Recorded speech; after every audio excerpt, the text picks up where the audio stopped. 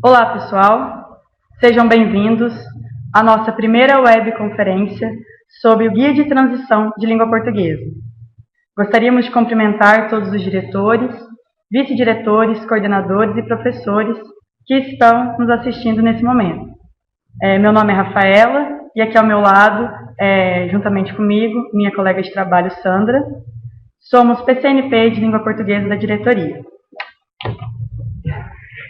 Estamos cientes do término do primeiro bimestre e, devido à nossa agenda apertada e a fim de modelizar uma forma de estudo, nos propusemos a vir até vocês hoje para falarmos sobre o guia de transição, para que esse movimento sirva de inspiração e norteie o desenvolvimento de estudos de vocês para os próximos bimestres, neste ano atípico que estamos vivendo. A primeira webconferência, então, nós vamos versar sobre o guia de transição. Vamos aos slides.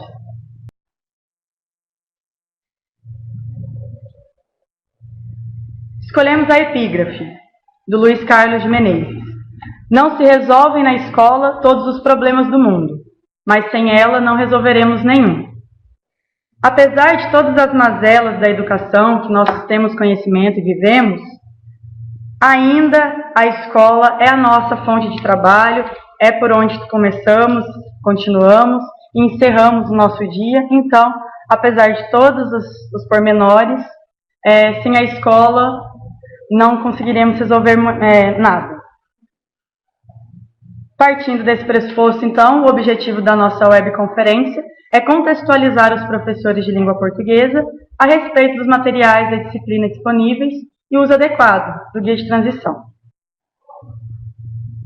Depois de uma análise minuciosa que nós realizamos aqui no núcleo pedagógico, nós percebemos e constatamos que o guia ele vem todo desenhado e pautado sobre as seguintes práticas pedagógicas sociais: de leitura, oralidade, produção textual e análise linguística.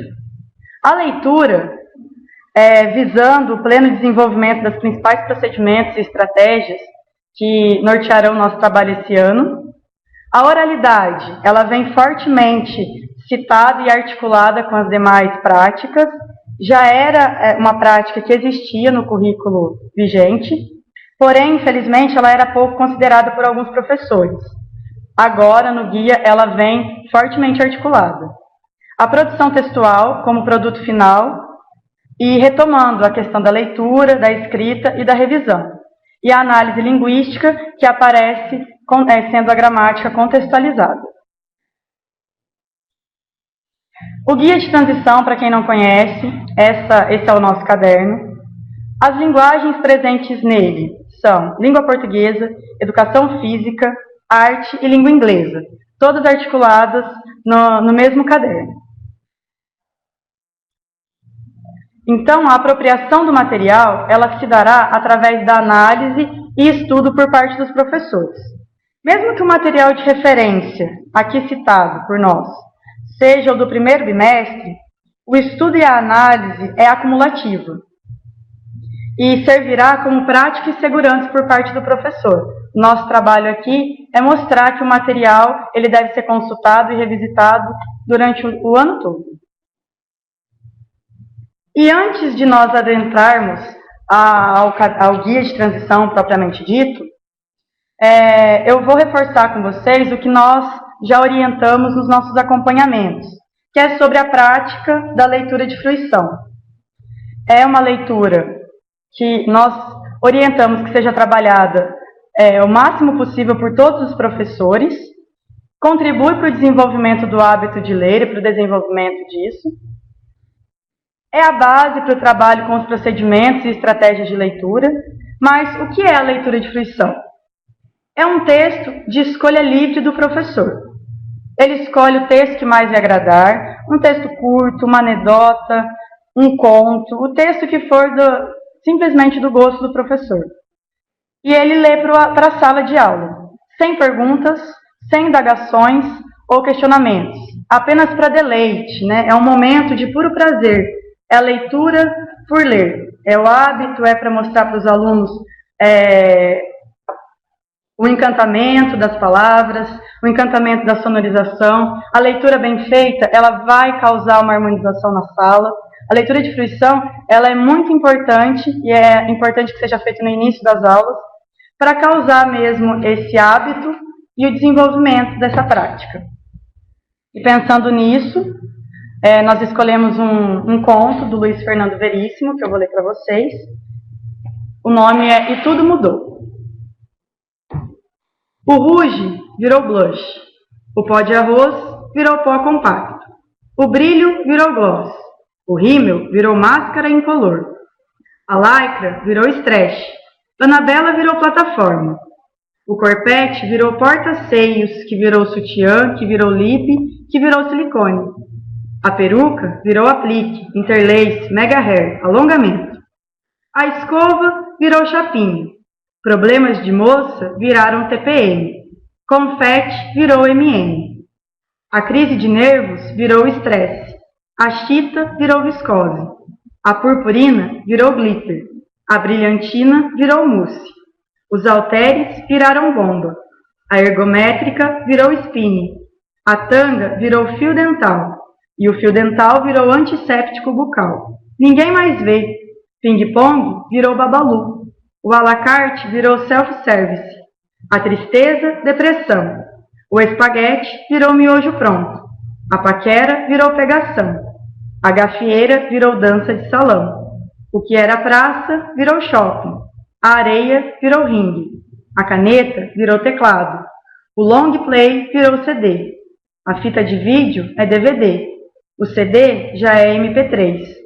É um filho onde éramos 6. O álbum de fotos agora é mostrado por e-mail. O namoro agora é virtual. A cantada virou torpedo e do não se tem medo. O break virou street. O samba, pagode. O carnaval de rua virou Sapucaí. O folclore brasileiro, Halloween. O piano agora é teclado também. O forró de sanfona virou eletrônico. Fortificante não é mais biotônico. Bicicleta virou bis. Polícia e ladrão virou Counter-Strike. Folhetins são novelas de TV. Fauna e flora a desaparecer. Lobato virou Paulo Coelho. Caetano virou um chato. Chico sumiu da FM e TV. Baby se converteu. RPM desapareceu. Elis ressuscitou em Maria Rita. Gal virou Fênix. Raul e Renato. Cássia e Cazuza. Lennon e Elvis. Todos anjos. Agora só tocam lira. A AIDS virou gripe. A bala, antes encontrada, agora é perdida. A violência está coisa maldita. A maconha é calmante. O professor é agora o facilitador. As lições já não importam mais. A guerra superou a paz. E a sociedade ficou incapaz de tudo, inclusive de notar essas diferenças. Bom, eu passo a palavra agora a Sandra, que continuará com as discussões sobre o guia.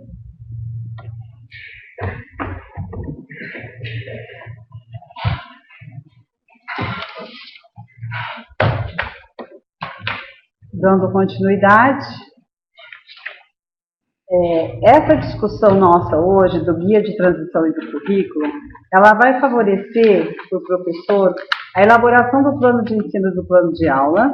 E a ideia desse momento é mantermos nós, núcleo pedagógico, professores e coordenadores, uma relação dialógica sempre com foco na aprendizagem dos alunos. Nós não podemos esquecer dessa articulação. A escola sempre vai girar em torno do aluno, que tem como foco a aprendizagem. Essa aprendizagem precisa ser significativa e o professor é o mediador desse conhecimento.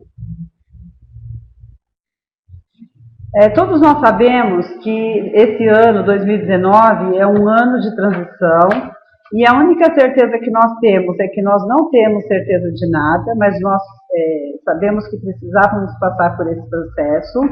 E esse ano de transição, ele precisa de um planejamento. Todos os materiais de apoio, eles são reconstruídos à luz da base, da BNCC e do currículo paulista. Esse momento representa um novo período educacional que ele é marcado pelo regime de colaboração entre estados e municípios. E aí, pensando nesse planejamento, com certeza, em alguns momentos o professor entra em conflito e ele pensa, né, ensinar o quê? Que é a grande indagação. Será que eu estou no caminho certo? Eu estou trabalhando? Será que eu estou fazendo a coisa certa?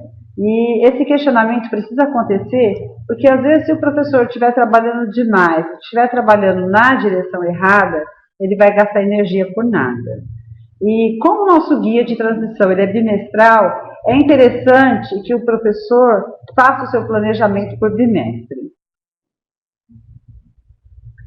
Para darmos continuidade à nossa discussão, é interessante contextualizar o processo, porque nós ensinamos por processo e nós, formadores, aprendemos por processo. E nós temos um percurso aí. E em 2009, nós tivemos a homologação do currículo oficial. A Base Nacional Comum está articulada a esse currículo. Essa base permitiu a elaboração de um currículo paulista, que já foi discutido. Tanto a base como o currículo teve a participação da rede por representatividade.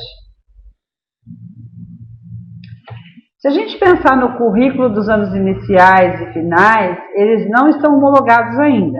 Nós tivemos a versão 0, a versão 1, a versão 2, e estamos aguardando a homologação do Conselho Estadual de Educação.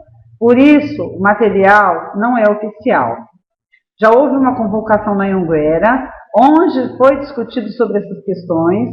Nós estamos aguardando a homologação do currículo para que ele se torne efetivo. E o currículo paulista do ensino médio? A discussão de uma elaboração do currículo para o ensino médio ainda não aconteceu. Então, no ensino médio, ainda utilizamos o currículo vigente. Lembrando que esse material ele existe na escola, ele existe em PDF, e ele é o norte para o trabalho do professor, porque ele traz o que vai ser ensinado em cada ano sério. Pensando no currículo, nós não podemos esquecer que o currículo é pautado em competências e habilidades. Algumas habilidades são básicas e algumas são específicas. Lembrando que as habilidades básicas, elas perpassam pelas diversas disciplinas, né? Eu posso elencar aqui algumas.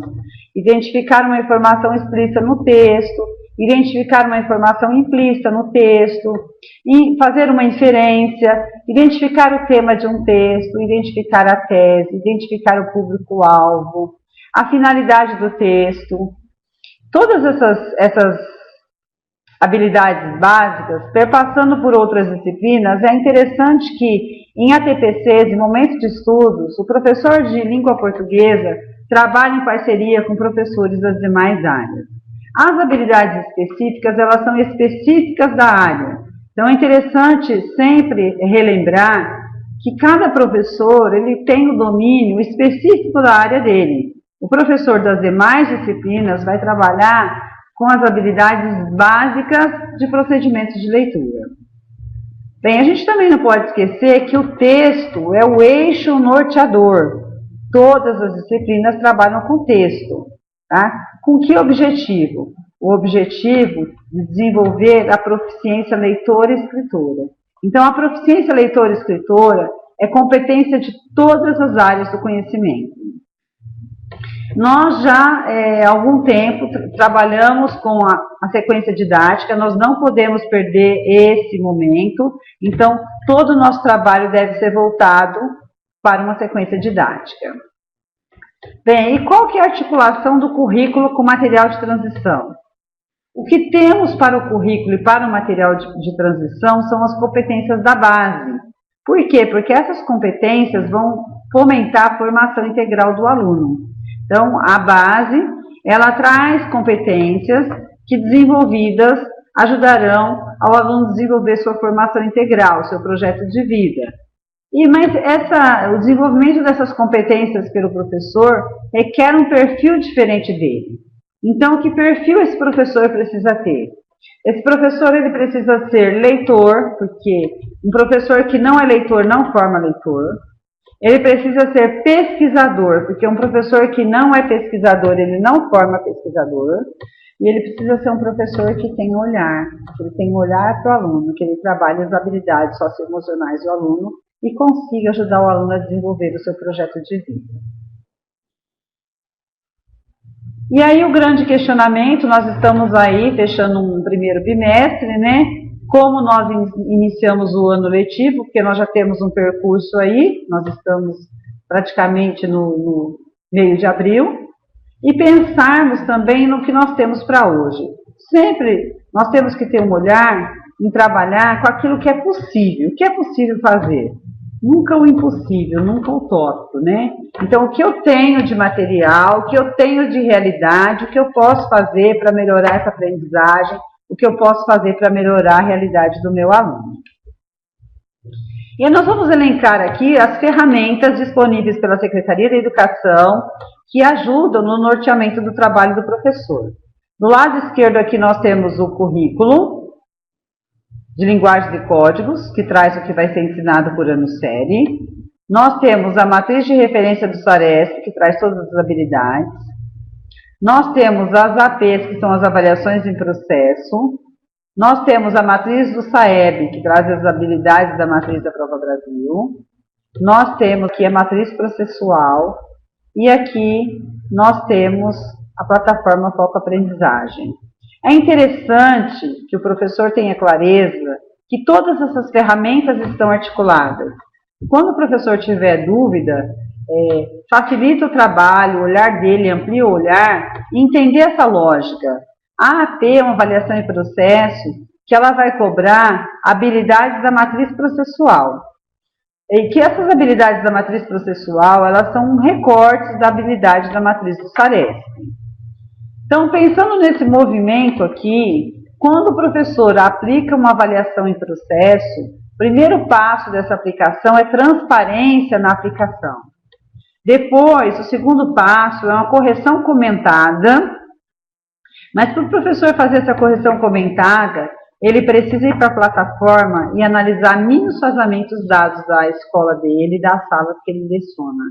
Porque na correção comentada, ele precisa saber exatamente quem é o aluno que está abaixo do básico, quem é o aluno que tem dificuldade e de que maneira ele vai ajudar o aluno a sanar essa dificuldade. Então, a correção comentada é um momento importantíssimo, que é o momento onde o aluno vai refletir sobre o erro, para que no próximo momento ele não cometa o mesmo erro. Tá? E quando a gente fala de correção comentada, depois que o professor já mapeou a sala dele e que ele vai trabalhar com habilidade defasada, é interessante também que ele trabalhe com a recuperação contínua, que nada mais é pegar o conteúdo que vai ser ensinado e tentar resgatar algumas habilidades que estão defasadas. Bem, nós elencamos aqui também os descritores do SAEB, do 5º, do 9º e do 3º ano. É interessante que o professor tenha olhar para esses descritores, porque eles vão permear do 5º ano ao 3º ano de ensino médio. E esses descritores, eles são trabalhados com tranquilidade quando o professor tem a prática de procedimentos de leitura. Quando o professor, na sua aula, trabalha com estratégias de leitura. Né? O professor tem aquele olhar que no primeiro momento o aluno desconhece o texto, no segundo momento o aluno se apropria do texto, no terceiro momento o aluno já está lendo as entrelinhas. É interessante que o aluno crie hipóteses sobre o texto, que valide suas hipóteses, que trabalhe grifando palavras-chave, porque isso facilita a compreensão de interpretação do mesmo. Bem, uma outra articulação que é interessante colocar para vocês é o SARESP e o SAEB. Tanto a avaliação externa SARESP quanto o SAEB utilizam os mesmos conceitos de habilidades e competências de leitura. No SARESP, as habilidades de leitura são divididas em 3 grupos de competência. Então, primeiro grupo o aluno observa, depois ele realiza e aí ele passa a compreender. Por isso que a gente fala que a aprendizagem é um processo. Na matriz de referência do SARESP, é interessante colocar que o SARESP ele estabelece 40 habilidades de leitura, sendo que 13 habilidades são específicas sobre a compreensão de textos literários. A Rafaela colocou aqui no começo a importância de trabalhar a leitura de fruição, a importância do professor ter esse hábito na escola, de ter esse hábito com seus alunos, porque a leitura de fruição vai puxar a leitura de textos literários. Então, qual que é o apelo que a gente faz? Qual que é o pedido que a gente faz para os professores de língua portuguesa? Que eles garantam, pelo menos, a leitura de um paradidático por bimestre, porque ao final de um ano, o aluno, no mínimo, teve acesso a 4 obras literárias. Às vezes, nas visitas que nós fazemos, o professor fala, mas eu não tenho um livro para cada aluno.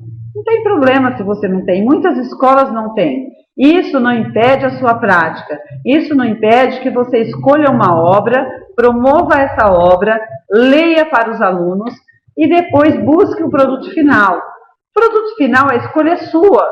Pode ser uma carta para o autor do livro, pode ser uma carta para o personagem, pode ser um debate, pode ser um sarau, pode ser um teatro. É você que escolhe o produto final. Só que nós precisamos garantir esse momento para o aluno. Porque se hoje eu não leio, porque eu não tenho uma obra para cada aluno, esse meu aluno que está no 6º, ele vai para o 7º. E de repente ele perde o gosto pela leitura. E aí reconstruir é muito mais difícil do que construir. Então é interessante, como a Rafaela falou, que vocês utilizem de várias estratégias. Vocês podem começar com um conto, que é um texto curto, uma crônica, um poema, uma anedota, uma curiosidade, um texto científico, mas a leitura precisa acontecer. Mesmo porque ficou claro aqui que se a matriz do SARESP cobra 40 habilidades de leitura, 13 específicas de compreensão de textos literários, está claro que isso precisa ser trabalhado, porque em algum momento essa fragilidade vai aparecer na plataforma, os alunos vão carregar uma lacuna e isso vai aparecer historicamente na sua escola e nós vamos ter um sério problema aí com a aprendizagem. Bem, nós disponibilizamos para as escolas, todo ano nós mandamos sugestões sobre o planejamento bimestral de leitura de obras literárias. Algumas escolas já entenderam a ideia, já abraçaram a ideia, já vestiram a camisa e conseguem trabalhar isso com mais tranquilidade. Outras estão no primeiro passo. O que é interessante? Você recebe a sugestão de planejamento de leitura, vai até a sua sala, onde você tem livro, que não precisa necessariamente ser uma sala de leitura, veja o que você tem disponível e o que é possível trabalhar. Tá? Às vezes a gente ouve assim, mas a minha escola tinha sala de leitura e perdeu. Ok, é muito triste isso, mas precisamos trabalhar com o que temos. Né? Então, se nós temos 26 escolas na diretoria, 5 têm sala de leitura, as outras 20 precisam garantir a leitura com os alunos. Bem, pensando na matriz de referência na Prova Brasil, na matriz de referência da Prova Brasil, para o 9º ano, ela estabelece 21 habilidades de leitura, elas são identificadas por descritores da habilidade a que se refere. Então, vocês estão ouvindo desde o início a palavra articulado e articulação, mas é interessante, porque nada é solto, nada é caótico, tudo é muito amarrado, tudo tem uma lógica e tem um sentido de ser. Bem, nós estamos falando do guia de transição. O guia de transição de língua portuguesa, ele traz uma sequência didática. Nessa sequência didática é respeitada essa estrutura. No primeiro momento é apresentada a proposta para o aluno. Depois é feito um levantamento dos conhecimentos prévios do aluno. Depois esse aluno amplia o conhecimento. O professor sistematiza o conhecimento. E depois é feita uma avaliação, tanto da aprendizagem do aluno, quanto do trabalho do professor. E por que a gente precisa trabalhar por uma sequência didática? Porque se aprender é processo, essa sequência didática garante esse processo na aprendizagem. E qual é a articulação da BNCC com o currículo, né? Pensando por onde começar. Vocês vão perceber aqui que nós temos uma articulação da Base Nacional Comum, que ela está articulada com o Guia de Transição, que está articulado com o Currículo Paulista. Os planos e projetos da escola devem estar articulados a tudo isso. O plano de aula do professor também é articulado. Então, perceba, está tudo muito amarrado. E a homologação do currículo paulista? O Estado, São Paulo, está à frente com relação à homologação do currículo paulista. O currículo não saiu, mas ele ainda está no prazo. Da homologação da base até o currículo paulista, o Estado tem um tempo de 2 anos. Nós vamos retomar aqui as competências gerais da BNCC, porque nós achamos que é de extrema importância. A competência número 1, que é o conhecimento, né? O que é isso? Valorizar e utilizar os conhecimentos sobre o mundo físico, social, cultural e digital. Para quê? Para entender e explicar a realidade, para o aluno continuar aprendendo e colaborar com a sociedade. A competência número 2, que é o pensamento científico e crítico, o que é? Executar a curiosidade intelectual e utilizar as ciências com criticidade e criatividade. Para quê? Para investigar causas, elaborar e testar hipóteses, formular e resolver problemas e criar soluções. Pensando que a competência 2 é interessante porque o professor vai desenvolver no aluno pesquisa. Aluno pesquisador, ele tem muito mais chances na vida e no mercado de trabalho. A competência número 3 está relacionada ao repertório cultural. O que é? Valorizar as diversas manifestações artísticas e culturais. Lembrando que a gente não dissocia o que é artístico e o que é cultural. E para quê? Para fruir e participar das práticas diversificadas da produção artístico-cultural. Vai ampliar o repertório do aluno. E a comunicação, o que é? Utilizar diferentes linguagens, né? Se nós pensarmos que linguagem é uma comunicação organizada e eficiente e que as linguagens se articulam, cada disciplina tem sua linguagem específica, é interessante o quê? É interessante desenvolver isso, porque quanto mais linguagem o aluno decodifica, mais autonomia ele tem para gerir a própria vida. Então, por que trabalhar a comunicação? Para que o aluno possa expressar-se e partilhar informações, experiências, ideias, para produzir sentido que leve a um entendimento mútuo. E a cultura digital está aí, né? Compreender e utilizar as várias tecnologias digitais de forma crítica, significativa e ética. Para quê? Para comunicar-se, acessar e produzir informações e conhecimentos, resolver problemas e exercer protagonismo e autonomia. E aí a gente tem um grande nó aqui, que é a questão do aluno, né, ter dificuldade para desenvolver o projeto de vida. Então a competência 6, trabalho e projeto de vida, é de extrema importância.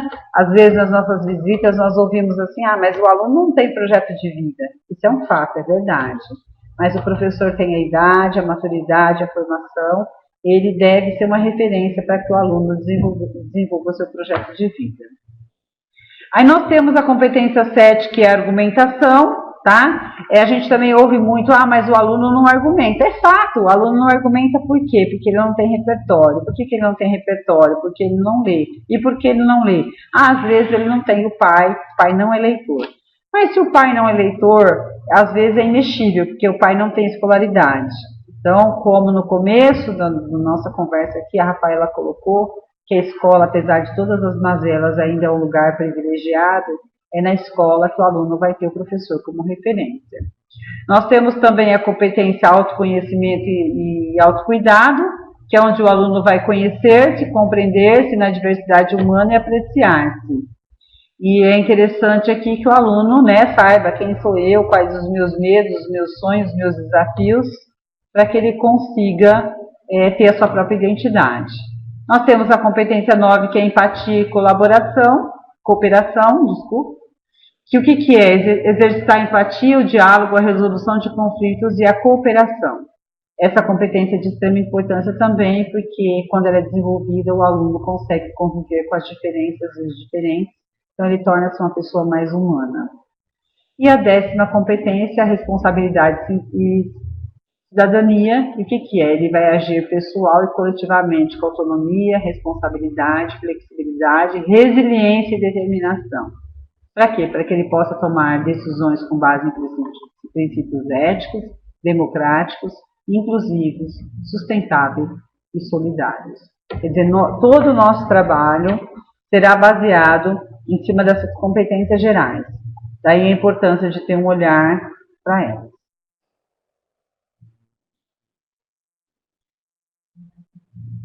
Bem, pensando no guia de transição, nós já dissemos aqui que ele há uma articulação entre o currículo do Estado de São Paulo, o currículo paulista que foi implementado em 2019 e a BNCC. As habilidades do currículo vigente estão articuladas do currículo paulista. E quais são os fundamentos do componente curricular de língua portuguesa? O currículo de língua portuguesa vigente e a BNCC podem propiciar aos alunos experiências envolvendo a linguagem em situações reflexivas, utilizando-se das práticas sociais da linguagem. A Rafaela, no início da fala dela, pontuou as práticas sociais de linguagem, e eu falei agora há pouco a respeito da linguagem, mas essa linguagem ela precisa ser trabalhada nas diversas disciplinas, de maneira que leve o aluno a uma reflexão sobre a linguagem específica de cada disciplina e sobre a própria língua. E a articulação da leitura, da escrita, da oralidade e das tecnologias digitais. A tecnologia, ela permeia a educação, a leitura e a escrita, elas estão de mão dadas, e a oralidade, que já existia no currículo do Estado de São Paulo e nos cadernos, agora ela está em mais evidência, ela precisa ser mais trabalhada. Porque todos esses instrumentos, leitura, escrita, oralidade e tecnologias digitais, eles são capazes de permitir uma relação de diálogo entre os interlocutores, entre quem fala e quem ouve, colaborando para quê? Para uma ressignificação, uma significação e formação de valores e conhecimentos. E aí nós vamos pontuar aqui no 6º ano, dentro do guia de transição, se nós comparamos com a matriz processual. As práticas de leitura são idênticas. O guia de transição no 6º ano traz textos narrativos com elementos da narrativa. Traz práticas de escrita com gênero notícia, que antes era desenvolvido no 7º ano. As práticas de oralidade são idênticas à matriz processual. A prática de análise linguística é igual. Existe uma sequência didática no material, isso facilita o trabalho do professor e a compreensão do aluno. Todas as atividades, ela traz o objetivo e o produto final. Lembrando que o professor tem que ter sempre o olhar no objetivo, ele não pode perder o foco do objetivo. Às vezes, em acompanhamento, a gente começa a conversar com o professor e ele está com foco no conteúdo. Não, o conteúdo ele é um meio para desenvolver habilidades. E o nosso produto final sempre é o desenvolvimento de habilidades. Por quê? Competência e habilidade é patrimônio. O aluno leva para a vida.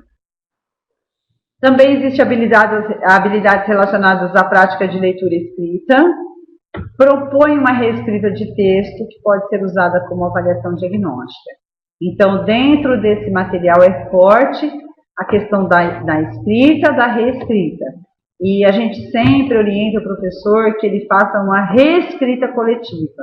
Porque quando ele propicia esse momento, o aluno que é abaixo do básico, o aluno que tem mais dificuldade, ele vai aprender tanto com a fala do professor quanto com o grupo. Porque ele vai ouvir, ele vai participar. Às vezes ele não fala, mas na medida que ele ouve, ele vai sanando as dúvidas dele. Se vocês pegarem o material, vocês vão perceber que como referência lá é citado o currículo, a base e o material da Olimpíada de Língua Portuguesa, que é fantástico, que ele vem todo também desenhado numa sequência didática. Para o 7º ano, o guia de transição traz no campo jornalístico o jornal como suporte para vários gêneros textuais.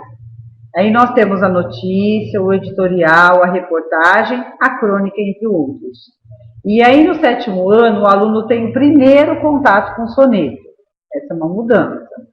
O 8º ano traz textos prescritivos, receitas, regras de jogo, anúncios publicitários. Adiantaram a intertextualidade implícita, explícita e argumentação. Uma coisa que nos chamou a atenção é a intertextualidade implícita e explícita e a argumentação. Se nós olharmos lá na plataforma, foco aprendizagem, a média histórica da diretoria, muitas vezes ainda aparece a inferência do implícito e do explícito. Se o aluno está lá com dificuldade ainda na etapa 1, que é uma etapa que o aluno deveria ter domínio para ler e interpretar nas diversas disciplinas, imagine vocês que o desafio de intertextualidade implícita e explícita é maior. Então, precisa ter um olhar grande para isso. No 9º ano, o guia de transição traz gêneros não literários, comentários, posts de blog, redes sociais, charges, GIFs e resenhas. A mudança no 9º ano é que a argumentação ela vai aparecer a partir do 8º ano.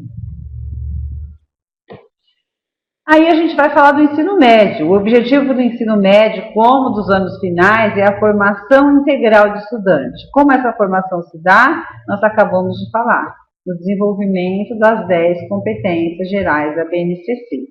A formação do estudante nada mais é do que ele consiga desenvolver a proficiência leitora e escritora e que ele consiga traçar o projeto de vida dele. Bem, no ensino médio, as orientações pedagógicas, elas estão apresentadas por práticas das habilidades e, mais uma vez, as linguagens estão todas articuladas. Na primeira série, práticas de leitura é igual à matriz processual. Nós temos conto, lusofonia, a história da língua portuguesa, a língua e a construção psicossocial do indivíduo, literatura e arte, a literatura na sociedade atual, sinônimo e ideias-chave em um texto, poema, notícia, lexicografia, dicionário, glossário e enciclopédia. Na segunda série, nós temos o artigo de opinião propriamente dito, ele vai aparecer aqui, e os demais gêneros, eles são idênticos à matriz processual. Na terceira série, nós temos relatos de experiência, páginas da internet que foi acrescentado, boletins informativos, depoimentos de experiências, poemas, procedimentos de leitura. E vale salientar que às vezes a gente vai visitar uma escola, o professor fala assim, eu estou usando um livro didático, é mais fácil. Agora, preciso tomar cuidado com o livro didático, porque o livro didático, ele deve ser usado, ele pode, mas como material de consulta e pesquisa. Porque às vezes o professor vai para o livro didático, ele se perde no tempo, não consegue administrar o tempo, vem a P, vai cobrar habilidades da matriz processual que não estavam em sequência no livro didático. Aí há um grande descompasso com relação à avaliação, ao que está sendo ensinado e o que é cobrado em avaliação externa. Nós vamos falar um pouquinho de avaliação, né? Pensando na avaliação, o professor sempre tem que ter olhar o que meu aluno compreende e por que ele não compreende. Então, nós temos 2 momentos aí para pensar em avaliação. O momento da AP, da avaliação em processo, que nós já falamos, que é quando o professor aplica uma avaliação com transparência, quando o aluno sabe o objetivo dessa avaliação, o professor vai para a sala e faz a correção comentada dessa avaliação. Isso implica muita responsabilidade. Depois que o professor mapeou toda a sala dele, ele vai preparar a aula dele. Então, ele sabe que, às vezes, aquele texto está cobrando uma única habilidade, mas ele consegue oportunizar mais 2, 3 habilidades que estão defasadas naquela sala. Então, esse olhar, o que meu aluno compreende, por que ele não compreende, ele precisa ser frequente. E aí, pensando nos fundamentos da área de linguagem, né? A área de linguagens, ela considera um movimento histórico, social e cultural, e isso é privilegiado nas práticas educativas. Ela configura condições de interação entre sujeitos nos mais variados campos de atuação social. Na verdade, esses momentos históricos, sociais e culturais têm nos chamado muita atenção, porque quando nós aqui da Diretoria de Ensino analisamos as habilidades historicamente defasadas, nós temos uma habilidade, que é a H28, que ela está relacionada a um momento histórico, social e cultural. Essa habilidade defasada nos sinaliza que a Diretoria de Ensino de Sertãozinho precisa investir em leitura de clássicos.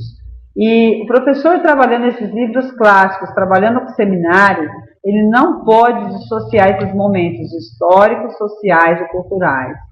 Porque se está aparecendo como defasagem, nós precisamos ter olhar. O aluno precisa entender que não é dissociado. Eu não posso trabalhar com o aluno só o momento histórico, depois só o momento social e depois só o momento cultural.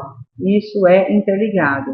E essa articulação é que vai privilegiar, que vai proporcionar a interação entre os sujeitos. É aí que o aluno tem uma visão ampla de mundo. Pensando no guia de transição e as linguagens, com base nesse olhar, os materiais que compõem esse guia, eles procuram contemplar o trabalho com as diferentes linguagens e estão estruturados conforme preceitos defendidos pela BNCC, pelo currículo de Estado ainda em vigência, pelo currículo paulista a ser implementado a partir de 2019 e pelas diretrizes curriculares nacionais, que são os componentes de língua portuguesa, arte, educação física e língua inglesa. Lembrando, nós acabamos de falar sobre essa articulação das linguagens, o próprio material nos mostra isso. E aí, pensando na exploração, essas linguagens devem considerar, quer dizer, os dialogismos, as conversas entre elas, presentes na esfera do senso crítico, estético e, sobretudo, ético, que envolve pertinências comunicativas, ligadas a instâncias do verbal, do corporal, do visual, do sonoro e do digital, com que intuito de garantir os direitos fundamentais da aprendizagem. Então, nesse material são sugeridas propostas de elaboração de plano de aula, situações de aprendizagem por sequências didáticas, e esse material ainda traz sugestões de materiais pedagógicos, esse guia. Lembrando que esse material ele traz sugestões que podem ser adequadas, redefinidas e reorientadas. Mas é interessante que o professor tenha clareza que se ele for usar um outro material, ele tem que garantir o desenvolvimento das habilidades que serão cobradas na avaliação processual.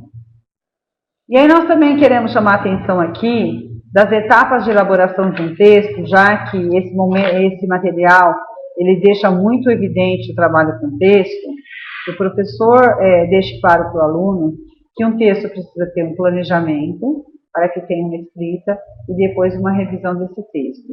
Esse texto ele só vai ter um valor significativo quando o aluno conseguir fazer a sua reescrita e refletir sobre a escrita. Nós queremos agradecer a presença de vocês. Nós temos aqui um link. Nós precisamos que professores e coordenadores acessem esse link, que façam a nossa avaliação. Existe uma avaliação aí, que nos deem a devolutiva a respeito desse trabalho, para que nós possamos aprimorá-lo melhor. Nós agradecemos e desejamos a todos um excelente trabalho. Obrigada.